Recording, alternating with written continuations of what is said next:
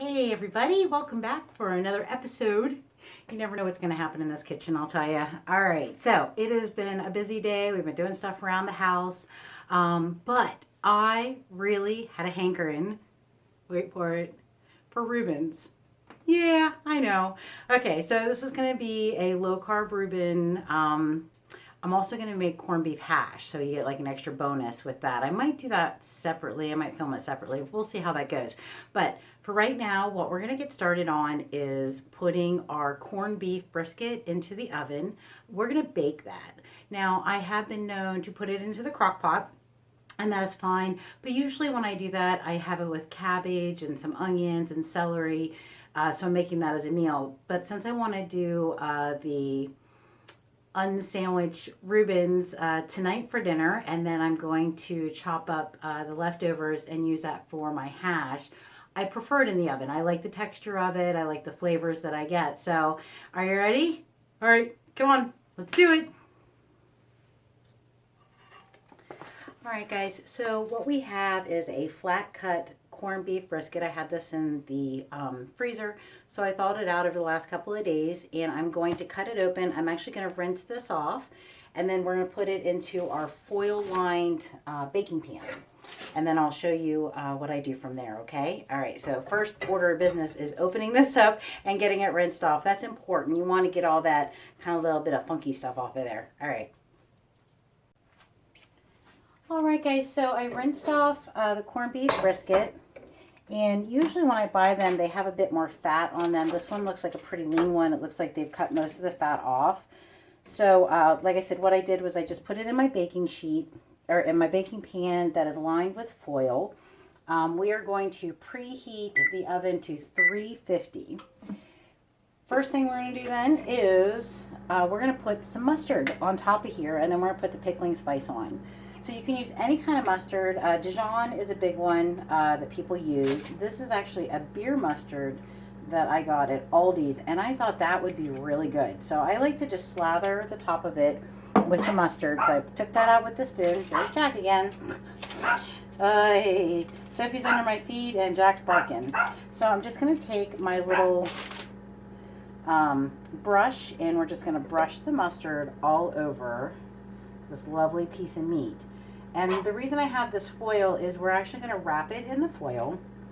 I'll leave a little bit of room at the top for the steam to get out, but this will make it so nice and tender. It's absolutely delicious. Now you can also do this with vegetables, so you could put, if you wanted carrots and potatoes. Of course, I don't eat carrots and potatoes, but if you're making that for your family, I have done that before. And some onion, of course, and garlic, all that fun stuff. All right, so like I said, we just get that all nice and slathered. We're going to throw that in the sink, pardon me. There we go. And then we're going to take our pickling spice, and I'm just going to cut that open, and we're going to sprinkle that over the top of our mustard.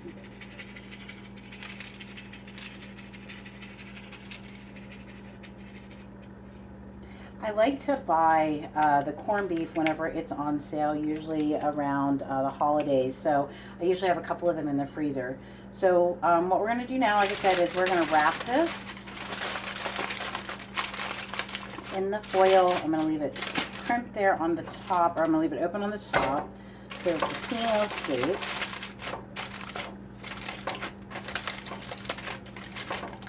And just like so. Now you're going to bake this at about an hour per pound. So this is actually going to go in for about 3 hours. It's just under 3 pounds. And then we'll take it out, and I'll show you what I do from there. All right. All right, everybody. So we are back. I took the corned beef out of the oven. It has actually been sitting for now about 20 minutes, just kind of resting. I'm going to let it go for a little bit longer, and then I'm going to slice it up. So this is what it looks like, and it has some really good juice, so I will actually keep that. I'll use that for something. I'm not sure what, but I hate to get rid of it. So I'm going to put that aside. What I want to show you right now, before we do any kind of assembly, is we're going to make a low-carb Thousand Island dressing. So this is something, I took a few different recipes. for like a low carb Thousand Island and a low carb Russian dressing to have on our Reubens tonight, and I'm kind of just gonna eyeball it and futz around a little bit. So the first thing we'll start out with is some mayonnaise. I just have some Hellmann's. I'm gonna do about a half a cup. I don't need a whole lot, so maybe a little over. Okay, so we have that. The other one that we have in our cast of characters today is some sugar-free ketchup. Now there's all kinds of different ones. I do not like the ones that are sweetened with artificial sweeteners. So this is one that I found. It's by Primal Kitchen. It is unsweetened ketchup. I love it. I actually cannot stand the artificial sweetener ketchup anymore. It's too fakey sweet. I don't like it. I really like this. I really like this brand. They have all kinds of things. They have barbecue sauce. They have a steak sauce that's delicious. I'm going to add about, I don't know, maybe a tablespoon and a half of the sugar-free ketchup to that. And the other thing we're going to do is a little bit of sriracha. So just a little dab will do us. I don't want it to be too spicy. So like seriously, that was like 3 little drops, and that will be fine. And then the next thing we're going to add is, again, just a couple of drops of Worcestershire sauce. So carefully, because yeah, it's really salty. Okay, so 2 little drops of that.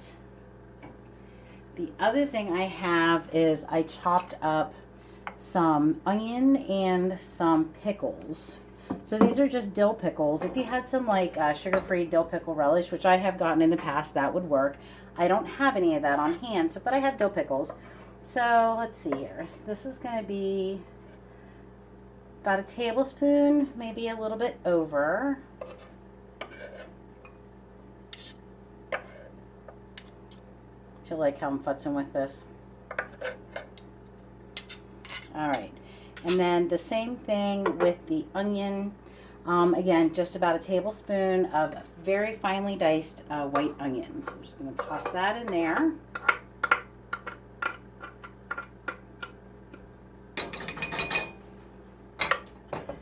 Okay, so next we have just a little bit of salt. So again, just that pink salt that I like to use, whatever salt you have in the house. I'm just going to put just a little bit. And then I ran out of my cracked black pepper, so we're just going to use some regular ground black pepper that of course I always keep in the cabinet. So I put a little sprinkle of that, and then, oh, I forgot to take it out of the cabinet, was some garlic powder.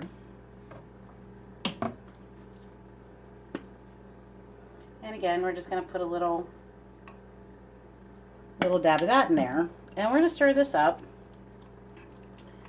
And then I'm going to let it sit in the fridge for about 15-20 minutes, just while I'm finishing up the corned beef and then getting ready to assemble the not sandwiches. So the unsandwich, I don't know. I have to think of a good word for that. If you think of anything, let me know. I don't know. I know they have all kinds of different things. You can make it into a bowl.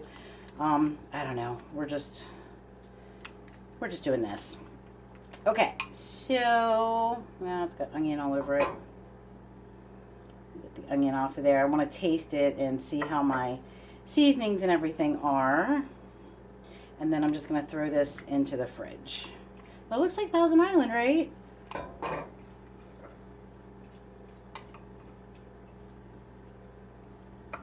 Ooh, that tastes really good. Okay, so I'm just going to put this in the fridge while I finish up everything else. All right, now for the meat, get our cutting board back out here. And everything has cooled down enough. Yeah, we're going on just about a half an hour. The meat has been resting. So I'm going to pull this out of the juice. And we'll plop it here, and then we're going to cut it in half. Because like I said, I'm going to do half for corned beef hash if I have enough. I have to see. It shrank up a little bit, so I should still have enough for the corned beef hash, which we will do tomorrow. So I will be shooting that tomorrow. So we're just going to very thinly slice our corned beef. So doesn't that look delicious? What I'm going to do when I am done slicing this, I'm actually going to put it back in the juice just so it can soak up some of that flavor. And then when I'm ready to assemble the sandwiches, we'll just take it out. The other thing I need to do yet is I have to get the sauerkraut together. I wanted to use fresh sauerkraut. They have it at our one store, but don't you know, they did not have any. So I ended up just buying a can. Whatever you have is fine. I will also let you know if you have leftover sauerkraut, like we always do sauerkraut for New Year's Eve or New Year's Day, it freezes really well. So I have been known to take any leftover sauerkraut, because I always make too much, and I put it in the freezer, and it's really good.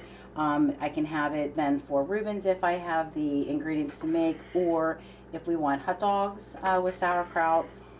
So there's just a little tidbit. I did not know if it would freeze well or not, but lo and behold, it did. So I think this looks like plenty of meat for us. We're also having a nice salad with this, and then some kind of veg. I haven't totally figured that part out yet for the boys, but we're just gonna pick up the meat, and then we're just gonna lay it right back into the juice. And we're gonna let that hang out while we finish getting everything together. All right, gang, here we go.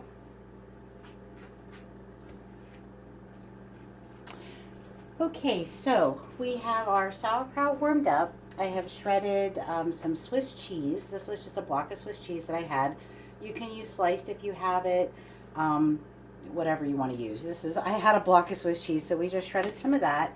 The other thing I did, George actually had to have a tooth pulled, so I wanted to chop up the meat a little bit finer than I normally would for these. So while I was doing his, I thought, well, that's a really great idea. Actually, I've never done it that way. And I thought it would help incorporate all the flavors a little bit better when I put them on my baking sheet. So that's what I did. I just took those slices that I showed you, cut those in half, and then I cut those into little chunks. And so there we have it. And I used all of those slices also that I showed you, so I still have half of the meat to go in for the corned beef hash. So the other thing that I did is I have a baking sheet lined with parchment paper. I turned the oven up to 375 because I'm going to put this back in the oven to melt the cheese. So we're going to get started with assembly. So we're going to start with George's first, because I know which one is his pile of super shredded meat. And I'm using parchment paper because the cheese is going to get all ooey gooey and melty, and the parchment paper will keep it from sticking. You'll actually be able to pick that up off of it. It's an amazing thing. So remind me, that's George's there in the corner. All right, so we're going to try not to make too much of a mess. And then just a small amount for me. And then we have, of course, a larger amount for the boys. So there's that. Try not to drop it everywhere. And I'm just kind of spreading it out. I don't know. Like I said, I've not done it this way before, so you guys are experimenting with me today. I think it's going to be a really good idea, though. This could be a new thing. This could catch on. All right. I have to remember, too, I had this burner on, so I don't want to burn myself. I'm just going to flip that around.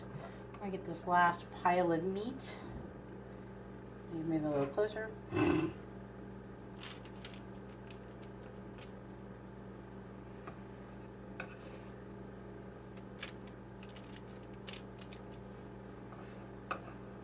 Okay. All right, so there we have that part of it. I'm not going to make you watch me assemble all of these. We're just going to do one or two, and then I'll let you come back for the finished product. Okay, so our next step is going to be to put the sauerkraut on. So like I said, I just had a can of sauerkraut that I warmed up, and I'm just going to take a fork. This one was George's, right? Yeah. We're just going to put some sauerkraut on here. And of course, you know, just however much you like. We like sauerkraut, so I'll probably put a little bit more on his than I would for, say, the smallest child, the youngest child, because he's not a big fan, but a little bit of it he's okay with. And be careful with Todd. Okay, so there we have our sauerkraut. See, it's looking like a Reuben, right? Just doesn't have any bread. So next we're going to go in with that homemade Thousand Island dressing. And we're just going to slather some of that on there. You know what I forgot to add to this was a little bit of pickle juice. I was going to throw a little bit of that in there, but I got distracted as usual, so I didn't. So, you know, just add that in your notes for later. All right. Now that we've gotten saucy with it, I need a little bit more. There we go. We're going to go in with our shredded Swiss cheese. And we're just going to pile that on top. And like I said, it's okay if you come over the edges, because you're going to be amazed. If you've not used parchment paper before, it's a really glorious thing. I make cheese crackers on this, where I take just like the shredded cheese and bake it in the oven on the parchment paper, and they actually come out like crackers.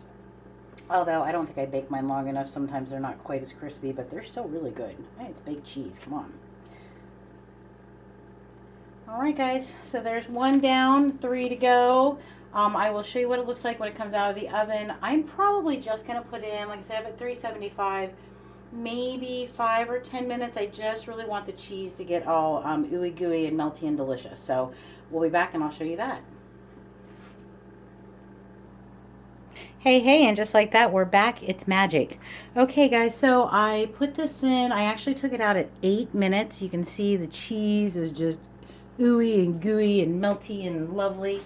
I'm going to let it cool just for a few minutes, so it'll be a little bit easier for me to manhandle and get it on the plate, hopefully without it completely falling apart.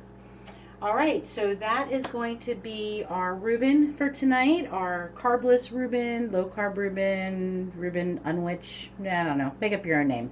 Okay, so remember, I'm always saying, you don't have to give up your favorites, you just have to reimagine them. Okay, so if you like these videos, please subscribe to my channel, share with your friends, hit the thumbs up button, leave me a comment, let me know what you think. What don't you like? What do you like? Am I annoying? Am I not so annoying? I don't know. Whatever you want to give me. All right, I appreciate y'all watching. Love y'all. Be good to each other. Peace out.